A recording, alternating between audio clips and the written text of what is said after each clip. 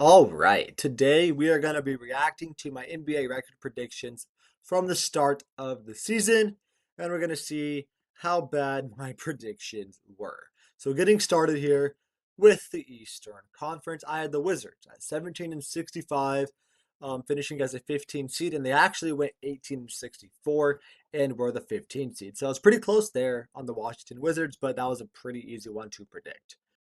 14 seed, I had the Brooklyn Nets at 22 and 60. They finished at the 12 seed at 26 and 56, just 4 games off there. So again, not too far off. I would count that as a dub, personally. Then we got the 13 seed. I had the Toronto Raptors at 23 and 59. They ended up getting 30 wins and being the 11 seed, but still only 7 games off. It wasn't I'm too far off here on the Toronto Raptors, so I'm not too upset about that. At the 12 seed, I had the Chicago Bulls at 24 and 58. They did a lot better at 39 and 43, so definitely an L on my part there. But I probably should have predicted them to be around that 39 win mark because that's kind of just the way they've been going the last, like, 3, 4 years. Anyways, this was a big whiff for me.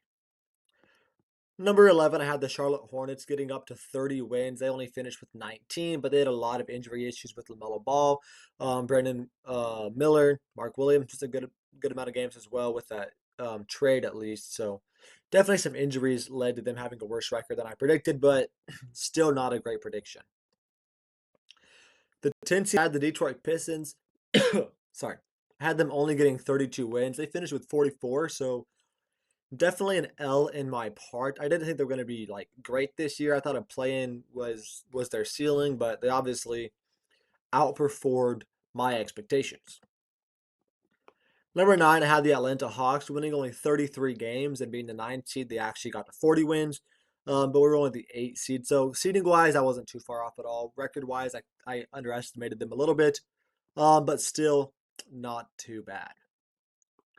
The 8 seed, I had the Orlando Magic at 43 wins. They were actually the 7 seed with 41 wins. So I was behind in their seeding, but overestimated their win total. So pretty much, I was still pretty close here on the Orlando Magic, all said and done.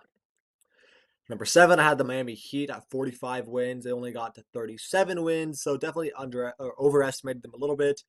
The Jimmy Butler trade definitely had something to do with that, though, and they were still a playing team. Ended up making it to the 8 seed in the postseason, so I was still fairly close with Miami.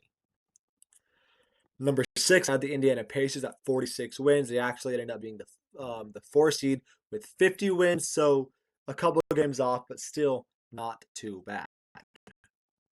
The 5 seed, I had the Cleveland Cavaliers at 52 wins. They ended up being the 1 seed there at 64 wins.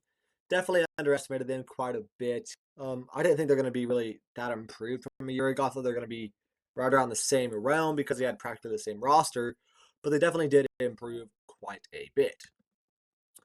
Number 4, I had the 76ers at 52 wins. They only got the 24 wins. Again, Joel Embiid missed most of the season. Jared McCain missed most of the season. Tyrese Maxey missed a lot of games. So injuries definitely played a huge part into this. But still a pretty big whiff, being off on by about 28 games. Number 3 is the Milwaukee Bucks. I had them at 53 wins. They ended up being the 5 seed with 48 wins. So overestimated them a little bit. The Damian Lillard injury definitely helped bring them down a little bit, as well as the Bobby Portis suspension. So you could make the argument that if those guys were playing all season long, they could have got up to that 53 wins. Still, I wasn't too far off. Number 2, Boston Celtics. I had them winning 57 games. They actually ended up getting 61 games, but I did have their seeding right as the 2 seed. Just underestimated them a little bit, but not too far off. And then number 1, I had the New York Knicks getting up to 60 wins. They only won 51, 9 games off, 2 seeds off there as well. I just thought they were one of the deeper teams in this league, which is still kind of true, but they did have a good amount of injuries as well. So I definitely overestimated them a little bit, but I still wasn't like way off. They still are a top 3 seed, so I don't feel too bad about my prediction. Now going to the West, I had the Blazers at the 15 seed at 26 wins. They actually ended up getting 36 wins, so definitely a good amount off on my part. Definitely underestimated them. The 14 seed had the Utah Jazz winning 27 games. They actually only won 17 games, so overestimated them quite a bit. Even though I still had them pretty low, they actually were even more disappointing than that. 17 wins is pretty atrocious. 13 seed had the Los Angeles Clippers winning only 32 games. They actually ended up getting 50 wins. I didn't think James Harden was going to be an All NBA caliber player like he was. I didn't know if Kawhi Leonard was going to play at all because we didn't really have any information on his injury at the beginning of the season. And also, Norman Powell and Ivica Zubac also stepped up quite a bit. I definitely did not see those things coming from the Clippers. Number 12, the San Antonio Spurs at 36 wins. They actually ended up getting 34. So I overestimated them just a couple of games, but they also did, of course, lose Victor Wembanyama towards the end of the season. So they probably would have even surpassed that 36 win mark if he did play. Number 11, I have the Golden State Warriors winning only 36 games. They ended up getting 48 wins. The Jimmy Butler trade definitely had something to do with that because they looked like a completely different team, a lot better of a team since they made that Jimmy Butler deal. But still, I still think I underestimated them a little bit, even if they did not trade for Jimmy Butler. Next up, I had the Houston Rockets, a 10 seed, winning only 38 games. They actually got up to 52 games and were the 2 seed. So I definitely underestimated them. Was off about 8 seeds on them. That's pretty bad. They just really played really good as a group here. A lot of the younger guys took bigger steps than I imagined they were going to. Amen Thompson, of course, was one of them. But moving on from there, I had the New Orleans Pelicans at the 9 seed, winning 43 games. They had injuries everywhere. Zion, Brandon Ingram, DeJounte Murray, all of those guys missed a lot of games. Of course, they ended up trading Brandon Ingram as well. But yeah, they only ended up winning 21 games. But all those injuries easily could have been a 22-game difference. At the 8 seed, I have the Sacramento Kings winning 47 games. They ended up only winning 40 and were the 9 seed. The De'Aaron Fox trade for Zach LaVine might have made them a couple of games worse, but I don't think I made them 7 games worse. So I still did overestimate them a little bit, in my opinion. But overall, still not too bad. I was only 1 seed off. The 7 seed had the Lakers winning 47 games. They actually got to 50, so underestimated them a little bit. But again, the Luka trade probably made them a little bit better. I was 4 seeds off, but still was only 3 games, so it's not too bad. The seedings were very, very tight in the Western Conference, as you know. So being 3 games off is easily a 4 seed difference. So not too upset about this one at all. Number 6 is the Memphis Grizzlies. I had them winning 47 games. They actually got to 48, so only 1 game off. And I actually overestimated their seeding, even though I underestimated their win total, just because they had like a 3-way tie or something in the West. The West was just very, very tight seeding wise, but the record I was pretty much spot on with the Grizzlies. Number 5, Dallas Mavericks winning 48 games. They only got to 39. The Luka trade definitely made him a little bit worse, especially considering Anthony Davis was injured a good amount of games, as well as Kyrie Irving was injured a good amount of games towards the last couple of months of the season. So those definitely made a 9-game difference, in my opinion.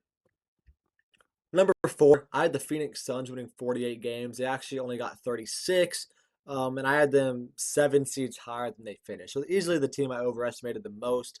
I believe, if I'm not mistaken here, that was pretty bad, right? They didn't really have any injuries to note that made them 12 games worse. KD did miss a couple of weeks, but he didn't make a 12-game difference. This team was just simply not good enough for where my prediction had them, and no amount of injury or health would have made them 12 games better. Number 3, I had the Minnesota Timberwolves winning 52 games. They only got to 49 games and were the 6th seed, so I was 3 seeds off, but again, only 3 games off, so I'm really not too far off on that one at all. The seeding makes it look a little bit worse than it is, but again, the Western Conference was just very, very tight seeding wise.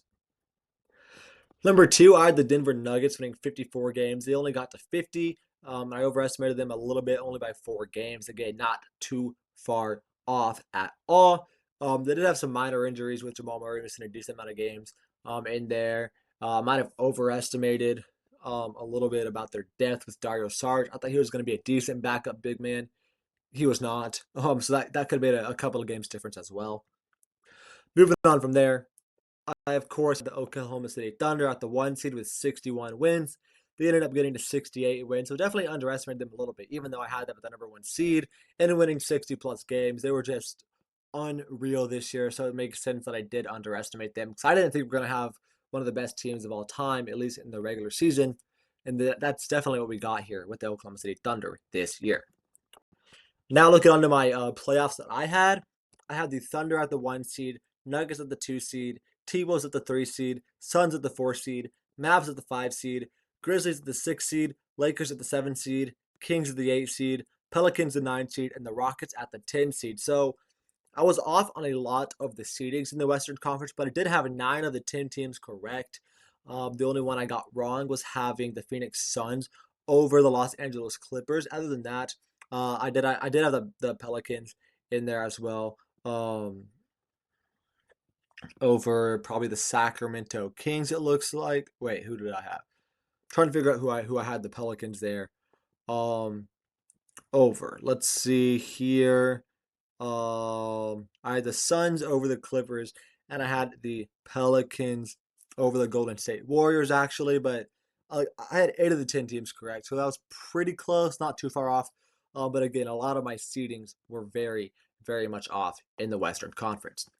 Now for the Eastern Conference, I had the Knicks, the 1 seed, the Celtics at the 2 seed, the Bucks at the 3 seed, the Sixers at the 4 seed, the Cavs at the 5 seed, the Pacers at the 6 seed, the Heat at the 7 seed, the Magic at the 8 seed, the Hawks at the 9 seed, and the Pistons at the 10 seed. So in the Eastern Conference, I think I did have 9 of those 10 teams correct, only having the 76ers in there over the Chicago Bulls. Again, the seeding was way off on most of these teams, but as far as having the actual playoffs right, I think I had 17 of 20 total teams correct, just with a lot of seeding issues, but honestly, not horrible predictions in my opinion.